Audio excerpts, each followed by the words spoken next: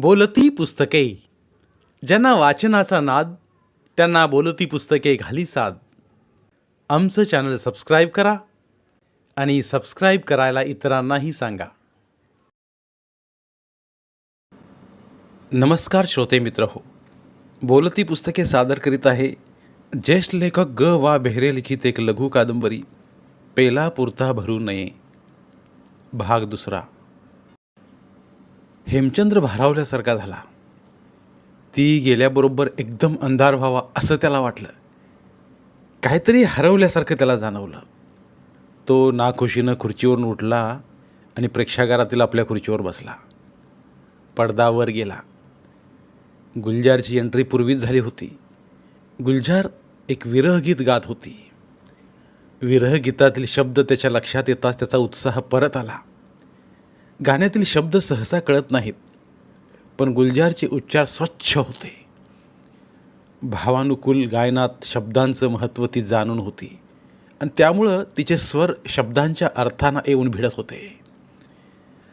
एकदा झालेल्या चिनार वृक्षाखालच्या भेटीत घायाळ झालेल्या नायिकेचं ते विरह वर्णन होतं. त्याला वाटलं गुलजार अशीच घायाळ झाली असेल का घायाळ होण्याचं नाटक करीत असेल. पण त्याच वेळेला गुलजारची नजर हेमचंद्राच्या नजरेला भिडली. तिच्या डोळ्यांत खरोखरच अश्रू होते. जणू काही तिला म्हणायचं होतं की ह्या अशा भेटीगाठी ही खुदाची मेहरबानी. अजिबात गाठभेट झालीच नसती तर आपण काय करणार होतो. तुम्ही भेटलात, ह्या लवंडीला जिव्हाळा दाखविलात, तेवढ्यानंच ती कृतकृत्य झाले आहे. तुम्ही काही दिलं नाही तरी चालेल, कारण घेण्याची तिची पात्रता नाही, कारण तिची ओंजळ गळकी आहे. पण मालिक, आपण देऊ म्हणालात हीच आपली थोरवी आहे. आपल्यासारख्या सूर्यासमोर या काजव्याची मातब्बरी किती. पण तरीही आपण उदासपणानं म्हणालात की ती चंद्र आहे. तिच्या सुरांचं आपण कौतुक केलं, पण ह्या सुरांचेही मालक आपणच आहात, कारण ह्या गळ्याचं कौतुक आपण केलं. उंच मान करून आपल्याकडे पाहण्याची तिची पात्रता नाही. तिच्याकडे आपुलकीचा कटाक्ष टाकून तिला कृतकृत्य केलं. पण आपण त्या दासीसाठी एक करणार का. ती कुठंतरी आडवाटेवर उभी असलेली फुटका कटोरा घेऊन गीत गाणारी एक दासी आहे. तिला भीक घालताना तिच्याकडे पाहण्याची सुद्धा गरज नाही, किंवा चुकून पाहिलंच तर भीक घालण्याची सुद्धा गरज नाही.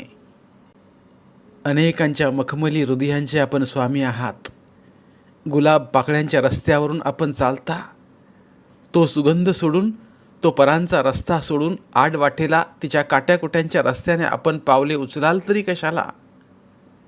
पण उदार माणूस हिशोबानं वागत नाही. दिलदार माणूस बऱ्या वाईटाची चिकित्सा करीत नाही. तो फक्त देण्याचा आनंद लुटत असतो. आपण उदार आहात. आपण काही दिलं किंवा न दिलं तरी ती वाट पाहत उभी राहील. चिनार वृक्षाची पानं गळून सावलीसुद्धा पातळ झाली. ती तशीच उभी आहे उन्हात. उन्हात तिला काही वाटत नाही. उन्हाची तिला सवय आहे. ती उभी आहे कटोरा पसरून. उभं राहता येत आहे तोपर्यंत ती उभी राहील. आणि एक दिवस केव्हा ना केव्हा तरी ह्या चिनाराला पालवी फुटेल. हो, एक दिवस केव्हा ना केव्हा तरी सूरज कलेल. आणि कुणास ठाऊक एक दिवस माझ्यावरही मेहर नजर होईल. गाणं संपलं. खरं म्हणजे ते गाणं नव्हतंच. तो स्वरांचा, दवबिंदूंचा नव्हे, अश्रूंचा शिडकावा होता. प्रेक्षकांनी कडाडून टाळ्या दिल्या व हेमचंद्र एकदम भानावर आला. गुलजार रंगमंचावरून अस्तंगत झाली होती आणि दुसरा प्रवेश चालू झाला होता. हेमचंद्र एकदम जागृतीत आला. लोक काय म्हणतील याची पर्वा न करता तो प्रेक्षागृहातून उठला. रंगपटात आला आणि स्त्रियांच्या मेकअप रूममध्ये येऊन त्याने दरवाजावर टॅप केले. कौन. एक किनरा जनानी आवाज आला. मागोमाग दरवाजा उघडला. हेमचंद्राला पाहताच गुलजार एकदम आश्चर्यचकित झाली. आप. ह्या तिच्या लोचक शब्दात तिचं आश्चर्य ओथंबून वाहत होतं. तिनं त्याला आत येऊ दिलं. आत आणखी एक दोन स्त्रिया होत्या. हेमचंद्राला पाहताच त्या बावचळल्या. कारण अपुऱ्या कपड्यांनिशी त्या तिथे मुक्तपणानं बसल्या होत्या. गुलजारने सुद्धा ओढणी आणि कुर्ता काढून टाकला होता. तिच्या लक्षात आपले अपुरे कपडे आले आणि एकदम ती घाईघाईने अंगात कुर्ता चढवू लागली. तिची धांदल आणि लज्जा पाहून हेमचंद्राला आपला स्वतःचा राग आला. तो म्हणाला, मी नंतर भेटतो. नहीं नहीं, जाने की कोई जरूरत नहीं, आप बैठिए. नाही, मी बसत नाही. मी एवढंच सांगायला आलो होतो की तुमचं हे गाणं मला फार फार आवडलं. मला राहावे ना म्हणून मी आत आलो. पुढचं नाटक मी बघू शकत नाही कारण मी अस्वस्थ झालो आहे. पण आपलं अभिनंदन केल्या वाचून जावे ना मला म्हणून आलो आहे. Good night. गुलजारला वाटत होतं काहीतरी बोलावं, पण तिला बोलता मात्र आलं नाही. पुरुष काही तिला नवीन नव्हते, पण गाणं आवडल्यामुळं नाटक सोडून जाणारा हा माणूस तिला थोडा अजबच वाटला. खरं तर हेमचंद्र तिला मनातून आवडला होता. तो सुंदर होता, बुद्धिमान होता, सुस्थितीत होता. ह्या साऱ्या गोष्टी तिच्या लेखी गौण होत्या, कारण तिला अनेक सुंदर नटनटांबरोबर कामं करावी लागली होती. अनेक श्रीमंत धनिक तिच्या मागं असत. बुद्धिमान समजले जाणारे पत्रकार लेखक पागल होऊन तिच्याशी लागट बोलत असत. पण त्या साऱ्यांच्या डोळ्यात वखवकणारी वासना तिला नेहमी अस्वस्थ करी. वासनेच्या समुद्रातच तिचा जन्म झाला होता आणि वासनेच्या समुद्रातच तिचं आयुष्य चाललं होतं. आपल्या आवाजाच्या कौतुकाच्या निमित्तानं आपल्या देहाचा सोस प्रत्येकाच्या डोळ्यात तरळताना ती पाहत होती. आपण एक स्वस्थ स्त्री आहोत, कुणालाही मिळण्याजोगी आहोत, अशी जाणीव त्यांच्या वागण्यात तिला आढळून येई. हेमचंद्र तिला भेटून अगदी थोडा वेळ झाला, पण तिला असं वाटलं की हा माणूस इतका अलिप्त कसा. रविवारी ठरलेल्या वेळी ती अभय शेठच्या ऑफिसात हजर झाली. त्यावेळेस हेमचंद्र आलेला नव्हता. अभय शेठ नेहमीप्रमाणे आपल्या डुलत्या खुर्चीवर येऊन आपल्या वैभवाच्या पसाऱ्यावर संतुष्टतेनं नजर टाकत कुशनमध्ये रुतून बसला होता. अभय शेठ तिला कधीच आवडला नव्हता, पण त्याला दुखवण्याची तिला शक्ती नव्हती. एखाद्या कळसूत्री बाहुलीप्रमाणे अभय शेठच्या कारभारातील तीही एक बाहुली होती. हेमचंद्र आला नव्हता ते एकापर्यंत तिला बरं वाटलं, कारण तिला शेठकडून पैसे मागायचे होते. मला थोडे पैसे हवेत. किती? 500 तरी हवेत. 500 रुपये? तुझी एवढी नाईट शिल्लक नाही? मला कल्पना आहे. मी एवढे पैसे कसे देऊ? 200 रुपये बाकी आहे, ती द्या आणि 300 ॲडव्हान्स म्हणून द्या. ॲडव्हान्स देण्याची आमची पद्धत नाही आणि शिवाय कोणत्याच चालू नाटकात तुला रोल नाही. मी तरी त्याला काय करू? मला रोल देतच नाही तुम्ही, त्याला मी काय करू? तुझ्या जोगते रोल मिळत नाहीत. माझी द्यायची इच्छा आहे. संगीत नाटकं फारशी चालतच नाहीत हे तुला माहीत आहे. तुझ्यासाठी म्हणून एक जुनं नाटक रिवाईव्ह केलं, पण कोसळलं. आणि नायकीच्या कामाला तू उपयोगी नाहीस. गुलजार गप्प बसली. तिला हे कळत होतं. तिनं तमाशात प्लेबॅकचं काम पुष्कळ वर्ष केलं होतं. तिथं रूपाचा प्रश्नच नव्हता, कारण फक्त गायचं होतं. पण तिथल्या जंगली वागणुकीला ती कंटाळी, म्हणून तिनं ते काम सोडलं. रेडिओवर व गाण्यांच्या बैठकीतून नाटकातील एखाद दुसरं काम यावर तिला पुरेसे पैसे मिळत नव्हते. दुसऱ्या कंपनीत काम करू द्यायला अभय शेठ तयार नव्हता आणि तिथेही फार कामं मिळाली असतीच असं नव्हे. अभय शेठला गुलजार हवी होती. कधी मिठाईचा कंटाळा आला म्हणजे तिखट खायची इच्छा होते, तशी गुलजारची त्याच्या आयुष्यात जागा होती. गुलजार हे सारं समजून होती. हे जाळं कोळ्याचं होतं, म्हणजे तसं मजबूत धाग्याने विणलेलं नव्हतं. परंतु ज्या जगात ती वावरत होती त्या जगात ही जाळ्यातून सुटण्याची साधनच नव्हती. हे पहा गुलजार, मी तुला पैसे एका अटीवर देईन. हेमचंद्राकडून आपल्याला नाटक मिळालं पाहिजे. हेच नव्हे तर त्याची पुढची सगळी नाटकं. तो मोठा विक्षिप्त गृहस्थ आहे, त्याला ताब्यात ठेवणं कठीण आहे. गेल्या खेपेला पार्टीमध्ये तरुबालीला त्यानं चक्क हकलून दिलं. तरूला? मग झालं, संपलंच. मग माझा काय पाड लागणार? तरुबाला किती देखणी आहे, तिच्यात किती चार्म आहे हे मी तुम्हाला सांगायला नकोच. तुम्ही सुद्धा तिच्यापुढे पाघळता, तिला साऱ्या सवलती देता, पैसा देता, तिचा हट्टीपणा सहन करता. ती जे काम करू शकत नाही ते मी कसं काय करणार? असंच काही नाही. सांगितलं ना, हेमचंद्र एक विक्षिप्त ग्रहस्थ आहे. कदाचित तू त्याला आवडशील सुद्धा.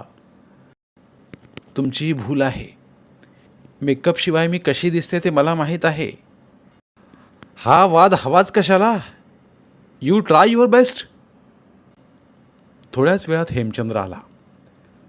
तो आज भलताच खुशीत होता. आल्या आल्यास त्यानं एकामागोमाग एक 2-3 कथानकं सांगितली. सांगण्याची त्याची हातोटी विलक्षण होती. त्याला समोर रंगभूमीवरचं दृश्य हुबेहूब उभं करता येत होतं. अभय, गुलजार दोघे तर अवाक होऊन ते सारं ऐकत होते. किती वेळ गेला ते कोणाच्या लक्षातच आलं नाही. पण गुलजारचं सावध मन प्रत्येक कथा तपासून पाहत होतं. आणि तिच्या लक्षात आलं, ह्या तिन्ही कथानकात गोंडस चेहऱ्याची सुंदर नायिका नाही. उलट पक्षी प्रत्येक नायिकेचं एक निराळच व्यक्तिमत्व त्यातून व्यक्त होत होतं. जणू काही ही सारी कथानकं आपल्यासाठीच घडवली आहेत. ती मनात कुठंतरी संतुष्ट होती. तो म्हणाला होता त्याप्रमाणे आपल्यासाठी नाटक लिहिण्याची त्याची इच्छा असली पाहिजे. ती थोडी हुरळली. एखाद्या लहान मुलीच्या भाबडेपणानं खुर्चीवर पाय घेऊन त्याला निरखीत सारं ऐकत होती ती. तो सांगण्यात रंगला होता. पण कथेतील नायकाच समोर बसली आहे असंच जणू ठरवून मधूनमधून तिला उद्देशून तो बोलत राही. ती सावळी होती. तिचा किंचित थोराड देह तिच्या भाबडेपणानं अगदी नाजूक करून सोडला होता. तिचे पांढरे शुभ्र दात तिच्या सावळ्या, खरं म्हणजे कृष्णवर्णीय देहातून चमकून दिसत होते. मधून मधून ती आपल्या खालच्या ओठावरून जीभ फिरावी तेव्हा तर ती एकदम अल्लडच वाटे. तिच्या बोलक्या डोळ्यां आतपर्यंत आपण पोचलो की काय असं सुद्धा पाहणाऱ्याला वाटे. तिच्या निरोगीपणाचं तेज तिच्याकडे रोखून पाहताच अंगावर चाल करून येत असे. ती बैठक संपली तेव्हा आपण नाटक लिहू शकू असा आत्मविश्वास हेमचंद्राच्या मनात आला. भर दुपार असूनही संध्याकाळची शीतलता तिथे निर्माण झाली. कुठल्या तरी अनामिक विश्वात तिघेजण गेले होते. आता चांगलीच दुपार झाली होती. तुम्ही कुणीकडे जाणार? वांद्रालाच ना? अभय शेटने विचारले. हो, हेमचंद्र म्हणाला. चला, मी सोडतो. छे, तुम्ही मुळीच चिंता करू नका. मी टॅक्सी करून जाईन. तुम्ही वळलीला राहणार आहे. मुद्दाम उलट्या दिशेला कशाला येता? असं कसं? तुमची सेवा करायला पाहिजे. ऊन चांगलं रणरणत आहे. नाटककारला टॅक्सीतून जाऊ देणं आम्हाला शोभत नाही. तिघेजण बाहेर पडले. निरोप घेऊन गुलजार बस थांब्याच्या दिशेनं निघून गेली. पण अभय शेठचं हेमचंद्रानं काही मांडलं नाही. त्यानं टॅक्सीला हात केला. टॅक्सी येताच तो आत बसला आणि फारसं काही न बोलता त्यानं टॅक्सीवाल्याला चालायची खूण केली. अभय शेठच्या लाघवाचा काहीही उपयोग न होता त्याच्या लिफ्टला हेमचंद्रानं नकार दिला. टॅक्सी धावू लागली. पण वळणावरच्या बस स्टॉपपाशी येताच त्याच्या लक्षात आलं गुलजार तिथं उभी आहे. त्यानं टॅक्सी आस्ते करण्याची आज्ञा दिली. बसस्टॉपवर फारशी गर्दी नव्हती. गुलजारचे लक्ष हेमचंद्राकडे गेले. तो आपल्याला बोलावतोय हे तिच्या लक्षात आलं. ती टॅक्सीपाशी गेली. तो टॅक्सीचं दार उघडलं होतं. मी तुला सोडतो घरी, बस आत. ती भारावल्यासारखी आत बसली. नकार द्यायची इच्छा होती पण शब्द तिच्या ओठांतून बाहेर पडले नाहीत. तो काय बोलतोय हेही तिच्या कानात शिरेना. तिनं रुमालानं चेहरा पुसण्याचा प्रयत्न केला. तो पुन्हा पुन्हा काहीतरी विचारित होता आणि मग शब्द तिच्या डोक्यात शिरले. कुठे राहतेस तू? माहीम. सिटी लाईटच्या नाक्यावर सोडा मला. असं मध्येच कसं सोडून देता येईल? टॅक्सीला काय 4 पावलं जास्त असतात. घरापर्यंत सोडतो, म्हणजे उन्हातून जायला नको तुला. मला तशी उन्हातून चालायची सवय आहे, तरीही मी घरापर्यंत सोडणार आहे. ड्रायव्हरला रस्ता दाखव. नमस्कार श्रोते मित्र हो, बोलती पुस्तके सादर करीत आहे ज्येष्ठ लेखक ग वा बेहरे लिखित एक लघु कादंबरी पेला पुरता भरू नये, भाग दुसरा. हेमचंद्र भारावल्यासारखा झाला. ती गेल्याबरोबर एकदम अंधार व्हावा असं त्याला वाटलं. काहीतरी हरवल्यासारखं त्याला जाणवलं. तो नाखुशीनं खुर्चीवरून उठला आणि प्रेक्षागारातील आपल्या खुर्चीवर बसला. पडदा वर गेला. गुलजारची एंट्री पूर्वीच झाली होती. गुलजार एक विरहगीत गात होती. विरहगीतातील शब्द त्याच्या लक्षात येताच त्याचा उत्साह परत आला. गाण्यातील शब्द सहसा कळत नाहीत, पण गुलजारचे उच्चार स्वच्छ होते. भावानुकूल गायनात शब्दांचं महत्त्व ती जाणून होती आणि त्यामुळं तिचे स्वर शब्दांच्या अर्थानं येऊन भिडत होते. एकदा झालेल्या चिनार वृक्षाखालच्या भेटीत घायाळ झालेल्या नायिकेचं ते विरह वर्णन होतं. त्याला वाटलं गुलजार अशीच घायाळ झाली असेल का घायाळ होण्याचं नाटक करीत असेल. पण त्याच वेळेला गुलजारची नजर हेमचंद्राच्या नजरेला भिडली. तिच्या डोळ्यांत खरोखरच अश्रू होते. जणू काही तिला म्हणायचं होतं की ह्या अशा भेटीगाठी ही खुदाची मेहरबानी. अजिबात गाठभेट झालीच नसती तर आपण काय करणार होतो. तुम्ही भेटलात, ह्या लवंडीला जिव्हाळा दाखविलात, तेवढ्यानंच ती कृतकृत्य झाले आहे. तुम्ही काही दिलं नाही तरी चालेल, कारण घेण्याची तिची पात्रता नाही, कारण तिची ओंजळ गळकी आहे. पण मालिक, आपण देऊ म्हणालात हीच आपली थोरवी आहे. आपल्यासारख्या सूर्यासमोर या काजव्याची मातब्बरी किती. पण तरीही आपण उदासपणानं म्हणालात की ती चंद्र आहे. तिच्या सुरांचं आपण कौतुक केलं, पण ह्या सुरांचेही मालक आपणच आहात, कारण ह्या गळ्याचं कौतुक आपण केलं. उंच मान करून आपल्याकडे पाहण्याची तिची पात्रता नाही. तिच्याकडे आपुलकीचा कटाक्ष टाकून तिला कृतकृत्य केलं. पण आपण त्या दासीसाठी एक करणार का. ती कुठंतरी आडवाटेवर उभी असलेली फुटका कटोरा घेऊन गीत गाणारी एक दासी आहे. तिला भीक घालताना तिच्याकडे पाहण्याची सुद्धा गरज नाही, किंवा चुकून पाहिलंच तर भीक घालण्याची सुद्धा गरज नाही. अनेकांच्या मखमली हृदयांचे आपण स्वामी आहात. गुलाब पाकळ्यांच्या रस्त्यावरून आपण चालता. तो सुगंध सोडून, तो परांचा रस्ता सोडून आडवाटेला तिच्या काट्याकुट्यांच्या रस्त्याने आपण पावले उचलाल तरी कशाला. पण उदार माणूस हिशोबानं वागत नाही. दिलदार माणूस बऱ्या वाईटाची चिकित्सा करीत नाही. तो फक्त देण्याचा आनंद लुटत असतो. आपण उदार आहात. आपण काही दिलं किंवा न दिलं तरी ती वाट पाहत उभी राहील. चिनार वृक्षाची पानं गळून सावलीसुद्धा पातळ झाली. ती तशीच उभी आहे उन्हात. उन्हात तिला काही वाटत नाही. उन्हाची तिला सवय आहे. ती उभी आहे कटोरा पसरून. उभं राहता येत आहे तोपर्यंत ती उभी राहील. आणि एक दिवस केव्हा ना केव्हा तरी ह्या चिनाराला पालवी फुटेल. हो, एक दिवस केव्हा ना केव्हा तरी सूरज कलेल. आणि कुणास ठाऊक एक दिवस माझ्यावरही मेहर नजर होईल. गाणं संपलं. खरं म्हणजे ते गाणं नव्हतंच. तो स्वरांचा, दवबिंदूंचा नव्हे, अश्रूंचा शिळकावा होता.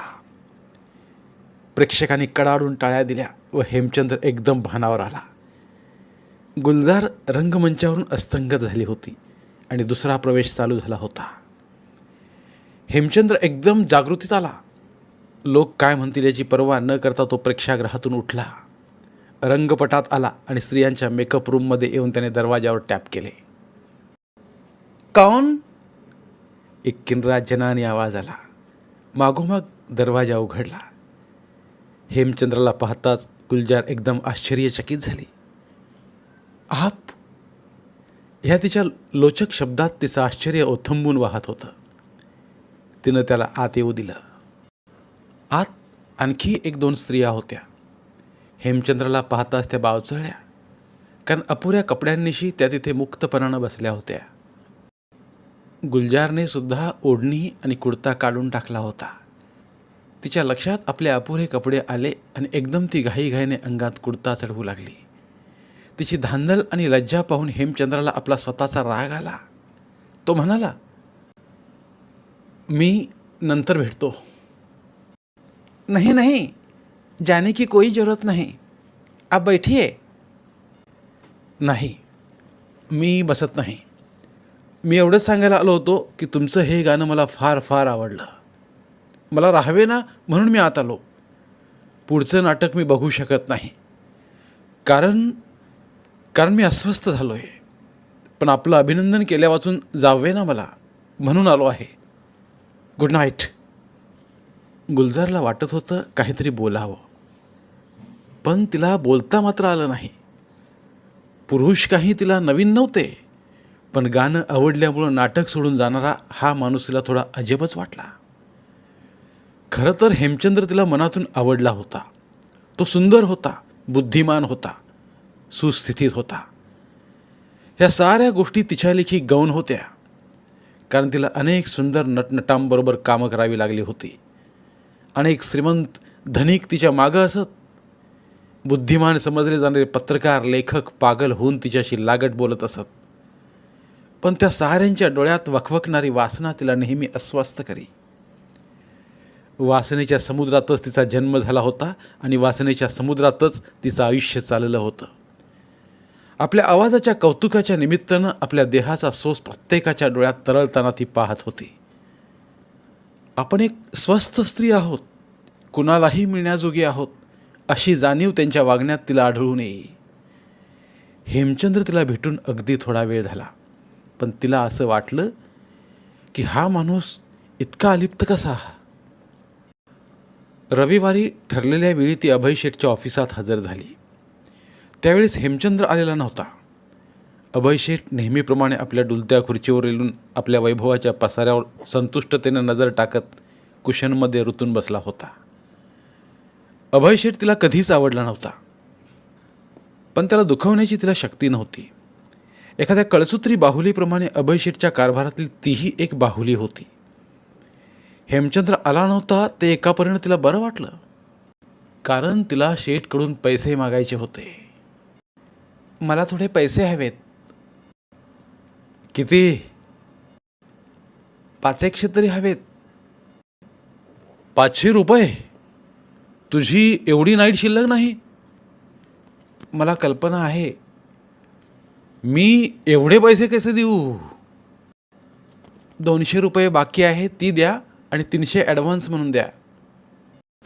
ॲडव्हान्स देण्याची आमची पद्धत नाही, आणि शिवाय कोणत्याच चालू नाटकात तुला रोल नाही. मी तरी त्याला काय करू? मला रोल देतच नाही तुम्ही, त्याला मी काय करू? तुझ्या जोगते रोल मिळत नाहीत. माझी द्यायची इच्छा आहे. संगीत नाटकं फारशी चालतच नाहीत हे तुला माहीत आहे. तुझ्यासाठी म्हणून एक जुनं नाटक रिवाईव्ह केलं, पण कोसळलं. आणि नायकीच्या कामाला तू उपयोगी नाहीस. गुलजार गप्प बसली. तिला हे कळत होतं. तिनं तमाशात प्लेबॅकचं काम पुष्कळ वर्ष केलं होतं. तिथं रूपाचा प्रश्नच नव्हता, कारण फक्त गायचं होतं. पण तिथल्या जंगली वागणुकीला ती कंटाळी, म्हणून तिनं ते काम सोडलं. रेडिओवर व गाण्यांच्या बैठकीतून नाटकातील एखाद दुसरं काम यावर तिला पुरेसे पैसे मिळत नव्हते. दुसऱ्या कंपनीत काम करू द्यायला अभय शेठ तयार नव्हता, आणि तिथेही फार कामं मिळाली असतीच असं नव्हे. अभय शेठला गुलजार हवी होती. कधी मिठाईचा कंटाळा आला म्हणजे तिखट खायची इच्छा होते, तशी गुलजारची त्याच्या आयुष्यात जागा होती. गुलजार हे सारं समजून होती. हे जाळं कोळ्याचं होतं, म्हणजे तसं मजबूत धाग्याने विणलेलं नव्हतं. परंतु ज्या जगात ती वावरत होती त्या जगात ही जाळ्यातून सुटण्याची साधनच नव्हती. हे पहा गुलजार, मी तुला पैसे एका अटीवर देईन. हेमचंद्राकडून आपल्याला नाटक मिळालं पाहिजे. हेच नव्हे तर त्याची पुढची सगळी नाटकं. तो मोठा विक्षिप्त गृहस्थ आहे, त्याला ताब्यात ठेवणं कठीण आहे. गेल्या खेपेला पार्टीमध्ये तरूबालीला त्यानं चक्क हाकलून दिलं. तरूला? मग झालं, संपलंच. मग माझा काय पाड लागणार? तरूबाला किती देखणी आहे, तिच्यात किती चार्म आहे हे मी तुम्हाला सांगायला नकोच. तुम्ही सुद्धा तिच्यापुढे पाघळता, तिला साऱ्या सवलती देता, पैसा देता, तिचा हट्टीपणा सहन करता. ती जे काम करू शकत नाही ते मी कसं काय करणार? असंच काही नाही. सांगितलं ना, हेमचंद्र एक विक्षिप्त गृहस्थ आहे. कदाचित तू त्याला आवडशील सुद्धा. तुमची भूल आहे. मेकअपशिवाय मी कशी दिसते ते मला माहीत आहे. हा वाद हवाच कशाला? You try your best. थोड्याच वेळात हेमचंद्र आला. तो आज भलताच खुशीत होता. आल्या आल्यास त्यानं एकामागोमाग एक 2-3 कथानकं सांगितली. सांगण्याची त्याची हातोटी विलक्षण होती. त्याला समोर रंगभूमीवरचं दृश्य हुबेहूब उभं करता येत होतं. अभय, गुलजार दोघे तर अवाक होऊन ते सारं ऐकत होते. किती वेळ गेला ते कोणाच्या लक्षातच आलं नाही. पण गुलजारचं सावध मन प्रत्येक कथा तपासून पाहत होतं आणि तिच्या लक्षात आलं, ह्या तिन्ही कथानकात गोंडस चेहऱ्याची सुंदर नायिका नाही. उलट पक्षी प्रत्येक नायिकेचं एक निराळच व्यक्तिमत्व त्यातून व्यक्त होत होतं. जणू काही ही सारी कथानकं आपल्यासाठीच घडवली आहेत. ती मनात कुठंतरी संतुष्ट होती. तो म्हणाला होता त्याप्रमाणे आपल्यासाठी नाटक लिहिण्याची त्याची इच्छा असली पाहिजे. ती थोडी हुरळली. एखाद्या लहान मुलीच्या भाबडेपणानं खुर्चीवर पाय घेऊन त्याला निरखीत सारं ऐकत होती ती. तो सांगण्यात रंगला होता. पण कथेतील नायकाच समोर बसली आहे असंच जणू ठरवून मधून तिला उद्देशून तो बोलत राही. ती सावळी होती. तिचा किंचित थोराड देह तिच्या भाबडेपणानं अगदी नाजूक करून सोडला होता. तिचे पांढरे शुभ्र दात तिच्या सावळ्या, खरं म्हणजे कृष्णवर्णीय देहातून चमकून दिसत होते. मधून ती आपल्या खालच्या ओठावरून जीभ फिरावी तेव्हा तर ती एकदम अल्लडच वाटे. तिच्या बोलक्या डोळ्यांत आतपर्यंत आपण पोचलो की काय असं सुद्धा पाहणाऱ्याला वाटे. तिच्या निरोगीपणाचं तेज तिच्याकडे रोखून पाहताच अंगावर चाल करून येत असे. ती बैठक संपली तेव्हा आपण नाटक लिहू शकू असा आत्मविश्वास हेमचंद्राच्या मनात आला. भर दुपार असूनही संध्याकाळची शीतलता तिथे निर्माण झाली. कुठल्या तरी अनामिक विश्वात तिघेजण गेले होते. आता चांगलीच दुपार झाली होती. तुम्ही कुणीकडे जाणार? वांद्र्यालाच ना? अभय शेटने विचारले. हो, हेमचंद्र म्हणाला. चला, मी सोडतो. छे, तुम्ही मुळीच चिंता करू नका. मी टॅक्सी करून जाईन. तुम्ही वळलीला राहणार आहे. मुद्दाम उलट्या दिशेला कशाला येता? असं कसं? तुमची सेवा करायला पाहिजे. ऊन चांगलं रणरणत आहे. नाटककारला टॅक्सीतून जाऊ देणं आम्हाला शोभत नाही. तिघेजण बाहेर पडले. निरोप घेऊन गुलजार बस थांब्याच्या दिशेनं निघून गेली. पण अभय शेठचं हेमचंद्रानं काही मानलं नाही. त्यानं टॅक्सीला हात केला. टॅक्सी येताच तो आत बसला आणि फारसं काही न बोलता त्यानं टॅक्सीवाल्याला चालायची खूण केली. अभय शेठच्या लाघवाचा काहीही उपयोग न होता त्याच्या लिफ्टला हेमचंद्रानं नकार दिला. टॅक्सी धावू लागली. पण वळणावरच्या बस स्टॉपपाशी येताच त्याच्या लक्षात आलं, गुलजार तिथं उभी आहे. त्यानं टॅक्सी आस्ते करण्याची आज्ञा दिली. बसस्टॉपवर फारशी गर्दी नव्हती. गुलजारचे लक्ष हेमचंद्राकडे गेले. तो आपल्याला बोलावतोय हे तिच्या लक्षात आलं. ती टॅक्सीपाशी गेली. तो टॅक्सीचं दार उघडलं होतं. मी तुला सोडतो घरी, बस आत. ती भारावल्यासारखी आत बसली. नकार द्यायची इच्छा होती पण शब्द तिच्या ओठांतून बाहेर पडले नाहीत. तो काय बोलतोय हेही तिच्या कानात शिरेना. तिनं रुमालानं चेहरा पुसण्याचा प्रयत्न केला. तो पुन्हा काहीतरी विचारित होता आणि मग शब्द तिच्या डोक्यात शिरले. कुठे राहतेस तू? माहीम. सिटी लाईटच्या नाक्यावर सोडा मला. असं मध्येच कसं सोडून देता येईल? टॅक्सीला काय 4 पावलं जास्त असतात. घरापर्यंत सोडतो, म्हणजे उन्हातून जायला नको तुला. मला तशी उन्हातून चालायची सवय आहे, तरीही मी घरापर्यंत सोडणार आहे. ड्रायव्हरला रस्ता दाखव. मराठीतील प्रतिभावंत लेखकांचं साहित्य, कथा, कादंबऱ्या ऐकण्यासाठी आमचं बोलती पुस्तके हे चॅनल सबस्क्राईब करा आणि मराठी साहित्याचा प्रसार करण्यासाठी प्रत्येक मराठी माणसाला सबस्क्राईब करण्यासाठी आवाहन करा आणि बोलती पुस्तके या साहित्य चळवळीत सहभागी व्हा. आपले पुन्हा एकदा धन्यवाद.